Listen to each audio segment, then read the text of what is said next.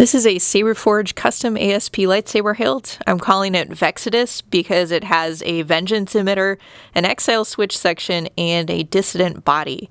So ASP is adaptive saber parts. That just means that, Saberforge has this sort of mix and match system where you can select a different, among all sorts of different emitters, switch sections, bodies, and pommels, and then create something, kind of a cool combination like this.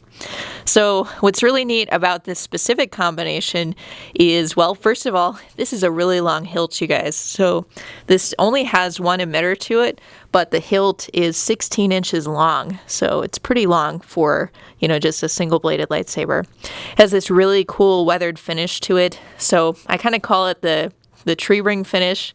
It kind of has this tarnished silver look with these lines to it. That's a real cool touch.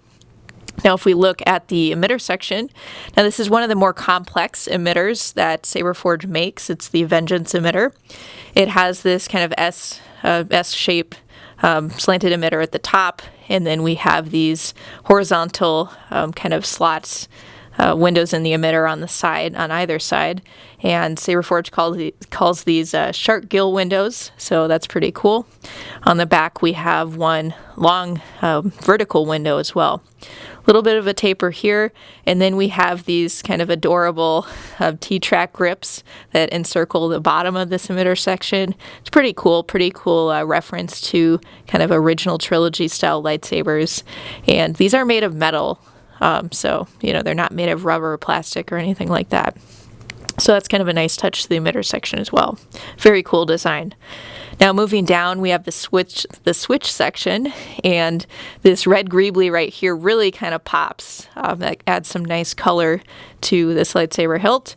And then we have a few cutout sections, so like right here, and then right over here. So we have some grooves kind of below this cutout section in both of these areas. Here are the two switch holes. They're just open in this case. Now below, we have this very long body section. I think this is one of the longest body sections offered by Saberforge. It's the dissident body, and it has this really cool copper stingray wrap to it that adds nice texture and kind of a muted color to the overall hilt design. So that's pretty neat as well. We've got the cover tech wheel here. That's at the very bottom of the body.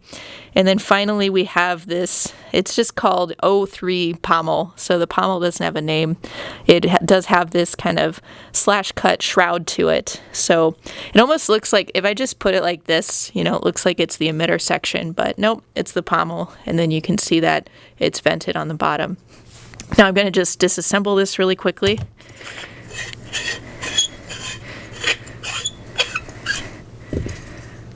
So I think that somehow these are different sections. I think that the emitter section and the switch section are kind of combined in this case for some reason. They don't immediately come apart.